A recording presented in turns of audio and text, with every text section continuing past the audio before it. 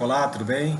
Sou Adilson Escalante Barbosa, sou mestrando do Programa de Pós-Graduação em Educação Profissional e Tecnológica, ProfPT, e esse trabalho, essa apresentação faz parte de uma atividade da disciplina de Educação e Tecnologias, no qual tem como docentes os professores Cláudio Sanabria e Ricardo Pini. Então, o assunto, o objeto dessa apresentação será educação online. Educação online ele está muito associado com uma educação à distância. Conforme legislação nacional, por meio do decreto 9.057, de 25 de maio de 2017, que define a educação à distância como a modalidade educacional na qual a mediação didático-pedagógica nos processos de ensino e aprendizagem ocorra com a utilização de meios tecnológicos de informação e comunicação, as TICs, com pessoal qualificado, com políticas de acesso, com acompanhamento e avaliação compatíveis, entre outros. E desenvolva atividades educacionais por estudantes e profissionais de educação que estejam em lugares e tempos diversos. Nota-se que a legislação ela traz, porque a educação à distância tem várias formatações, desde aquela por correspondência, que historicamente foi utilizada no Brasil, mas ela traz como característica no corpo da lei, no corpo da norma legislativa, justamente utilizando meios de tecnologia, informação e comunicação, a TIC. Então, ele está falando aqui claramente de educação online. Então, como característica que podemos mencionar aqui na educação online, ela traz como um ponto positivo, né, a maior participação do aluno no seu processo de ensino-aprendizagem, visando sempre a sua autonomia, né, onde o aluno ele irá ter uma autorregulação, onde terá que buscar necessariamente fazer uma participação maior do que o modo tradicional do período de ensino.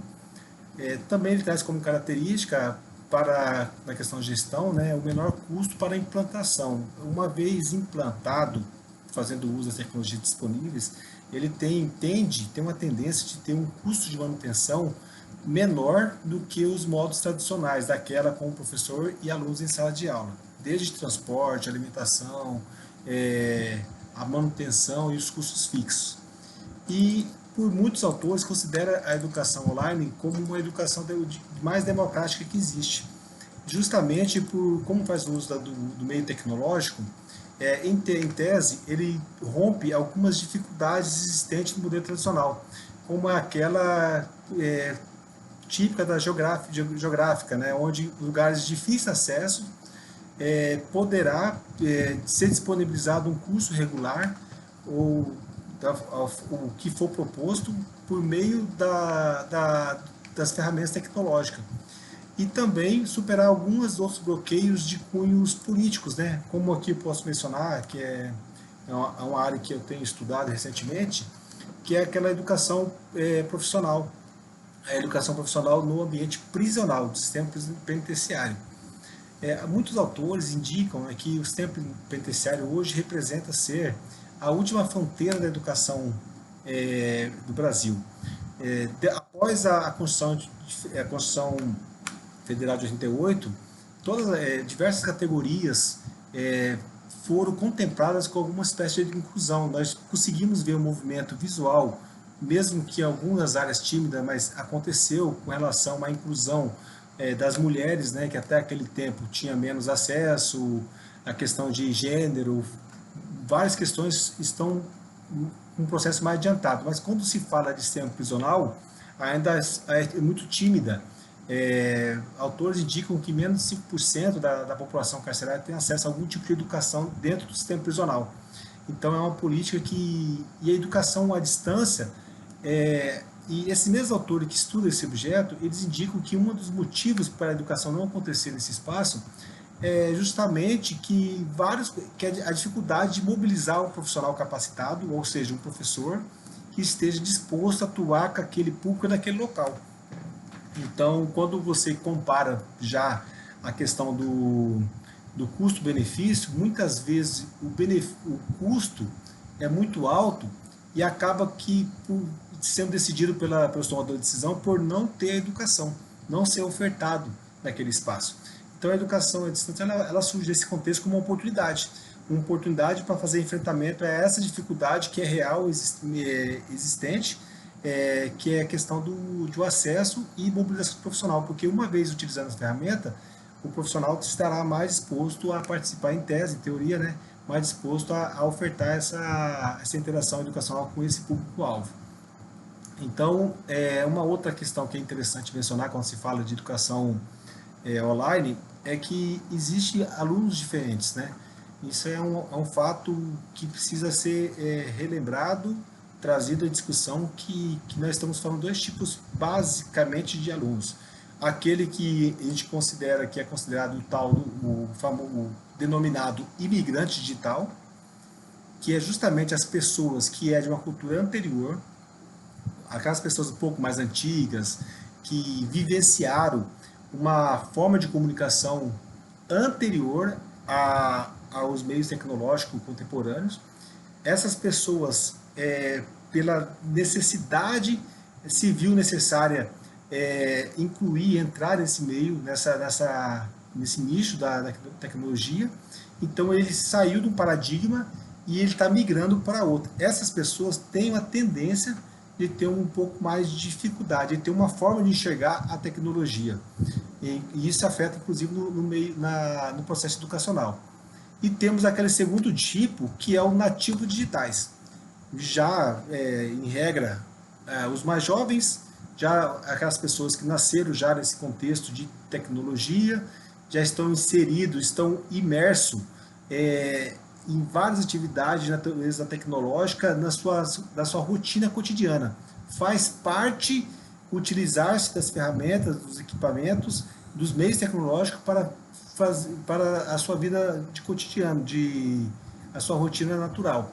Então, são duas espécies, né? O imigrante digital, aquele que transitou, que veio de uma cultura anterior, e o nativo digital, que já é esse que nasceu já no contexto da tecnologia, então tem uma forma, em tese, uma tendência, uma forma diferente de enxergar a tecnologia no processo educacional. Por que é importante entender isso? Porque algumas das posturas que o professor, o docente, ao atuar nesse contexto, ele precisa visualizar, porque ele pode estar criando barreiras e promovendo uma segregação de alunos. A falta de percepção dessa realidade do imigrante digital, daquelas pessoas que têm dificuldades, ou até aquelas pessoas que ainda não têm acesso ao meio digital, que é a tecnologia, a internet, por exemplo, ou têm acesso, mas de uma forma muito carente, isso pode comprometer o seu rendimento e a sua experiência, a sua experiência de ensino-aprendizagem. Então, comprometer, inclusive, a sua aprendizagem significativa. Falando de docente, né, nesse contexto, nós elencamos aqui que um professor, para atuar nessa área, ele precisa ter algumas competências desenvolvidas especificamente para atuar, né? Então, é desejado que o professor, para atuar com a utilização das TICs, no contexto de educacional, educação online, ele precisa ter um domínio das ferramentas tecnológicas que fará uso.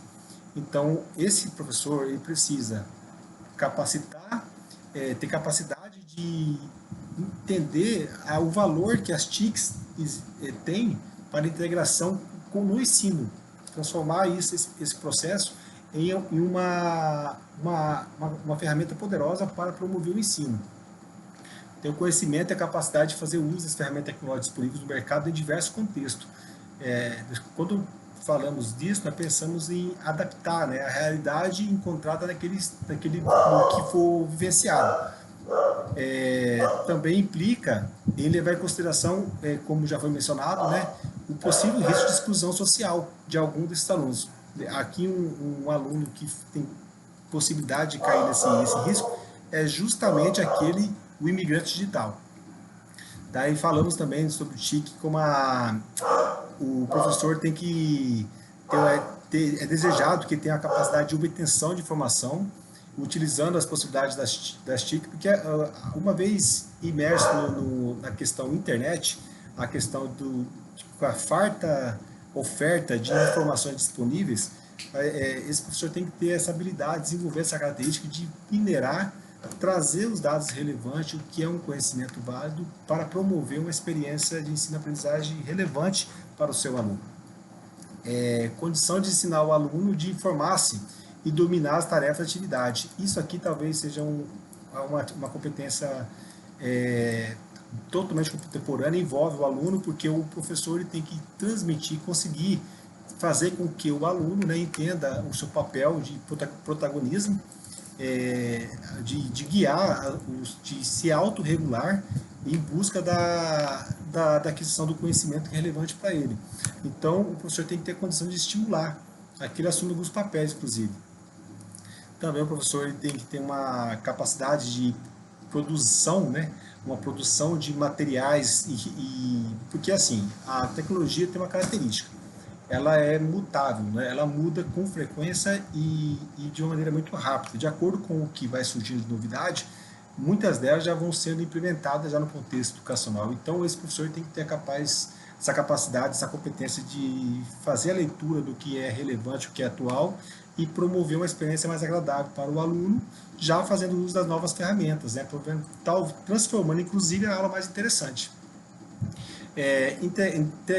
Integrar os materiais produzidos em projetos a serem implementados em currículo. Então, dá legitimidade também ao material que está sendo desenvolvido, ao que está acontecendo de novo, o que é contemporâneo, nível mundial, inclusive, podemos falar assim, para que seja implementado nos currículos da sua instituição, né? Para que dá legitimidade politicamente, o currículo como sendo aquele instrumento político da instituição, fazer constar nesse equipamento, nessa ferramenta poderosa que é o currículo. Então, ele também precisa ter o que tem que visar sempre, pensando agora como questões cognitivas do aluno, né, é transformar a aprendizagem como uma atividade construtiva individual, que seja adequada para ele e que ele se aproprie do conteúdo de uma forma significativa. E isso aqui nós estamos falando de um contexto mental do aluno, porque veja, o aluno, ele, uma vez que ele entenda aquele contexto, os nativos digitais, por exemplo, muito visual isso com a questão da gamificação já no contexto educacional, ele pode ter uma leitura, uma experiência de aprendizagem mais fácil para ele, porque ele é adequada para ele entender, né, para o entendimento dele. Já o imigrante digital, talvez um chat, uma uso de outras ferramentas que possa fazer essa interação mais agradável. Ele tem que fazer essa leitura e está apto a promover esses dois tipos de experiência para no processo de ensino-aprendizagem. Facilitar que o aluno tenha acesso e a exploração e a compreensão dos formatos de hipertexto e hipermídia. Os alunos, o conhecimento, as informações, elas estão postas no meio digital atualmente. Então, facilitar que o aluno utilize, reconheça o conteúdo e transforme aquilo em conhecimento. É uma competência muito nobre do professor que consegue desenvolver essa característica. Facilitar que o aluno consiga promover o uso de ferramenta em consulta e assessoria. Também, o professor também ele passa a ter como característica aqui, uma característica de tutor, né? Ele passa a atuar como... Porque o que acontece? O professor no ambiente digital, ele pode assumir algumas funções. Nós temos, em alguns momentos, uma função de tutoria, onde ele estimula e acompanha o aluno no seu processo de aprendizagem. Essa é uma característica, uma competência que ele tem que desenvolver. E ele pode ter também, assumir uma função de mentoria, que daí já é um pouco diferente, moderador, né? Ele vai transformar, vai estimular o aluno a desenvolver as atividades, como isso na questão da mentoria. Vamos lá. Então, assim, o que nós podemos perceber de aprendizagem dos estudos realizados dessa matéria, né, é que num contexto contemporâneo, que nos encontramos e em que vivemos, uma verdadeira geração tecnológica. Isso é fato. Inclusive, há autores que diz que lá na frente, aqui uns anos, iremos reconhecer esse período que estamos vivenciando agora como uma era, a era tecnológica, como foi a era industrial, como foi a eras humanas anteriores, essa que nós estamos vivenciando agora é uma era, uma mudança de era que vai ser denominada era tecnológica, um verdadeiro paradigma humano. Cada vez mais as atividades do dia a dia estão imersas e integradas no mundo virtual. É uma realidade, o mundo virtual faz parte, ela está presente no smartphone, está presente na internet, está presente no simples ato de fazer um pedido de comida, no simples ato um, de fazer uns processos de interação governamentais, prestação de dados com o governo, como é o caso de imposto de renda. Então, ela está imerso, de fato, na vida cotidiana de todos. Acesso a programas sociais, inclusive, nós vivenciamos agora, inclusive, com essa questão da pandemia, que aquelas pessoas que têm direito a receber o auxílio emergencial, todo o processo de pedido, liberação foi feito em grande parte por uso de smartphone, celular, usando a internet. Então, as TICs em favor de uma política social. E isso foi vivenciado. Aquelas pessoas que eram até mais segregadas, em grande medida, elas fizeram uso dessa tecnologia. A pandemia, de certo modo, ela acelerou esse processo e trouxe a realidade para que a tecnologia, as TIC, chegasse a quase todo mundo. Então, não dá para se falar todo mundo, porque toda generalização não é real, mas chegou em grande medida, sim, a grande parte da população, principalmente no Brasil. E assim, além do acesso, as possibilidades, a possibilidade de várias leituras que o acesso à educação online pode promover ao aluno, né? Interagindo com o conteúdo digital, também de comunicar com outros sujeitos. Daí aqui trazemos uma realidade que já é presente no contexto digital, que é justamente a educação sendo promovida a interação de forma síncrona ou assíncrona. Síncrona em tempo real, né? Aquela que você...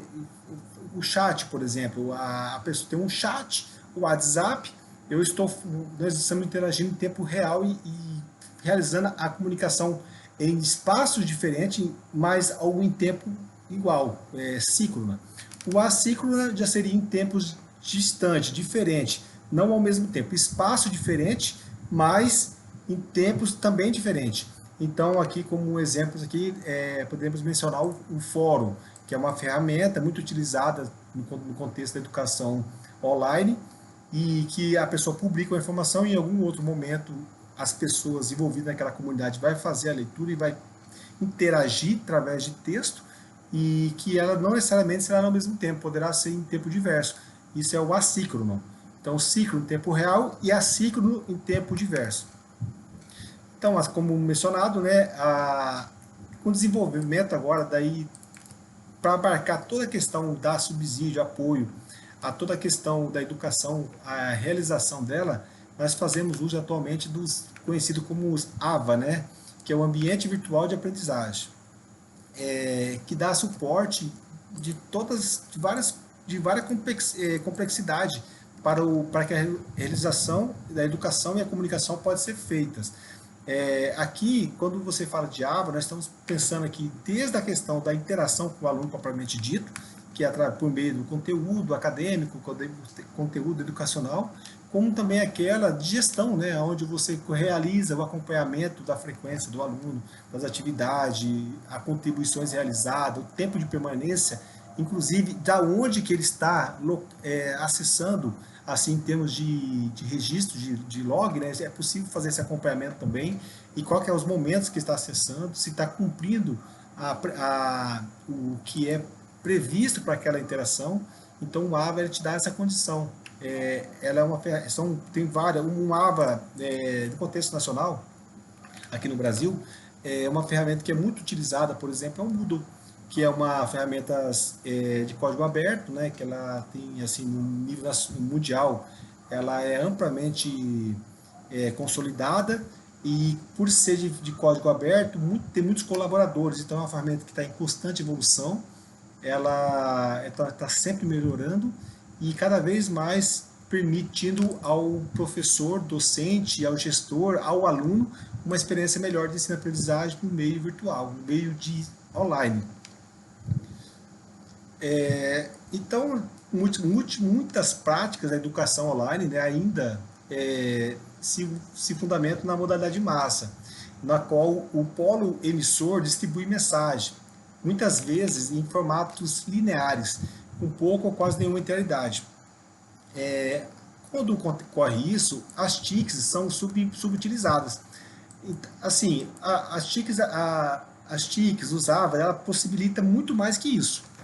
Mas alguns docentes, talvez por não entender essa possibilidade, esse poder, essa poderosa ferramenta que ela é contemporânea atualmente, ele praticamente utiliza como se fosse uma experiência ruim de sala de aula, né? Assim, onde só o professor fala, não permitindo a interatividade dos alunos. Infelizmente, essa é uma das piores armadilhas que a gente pode ocorrer nesse ambiente.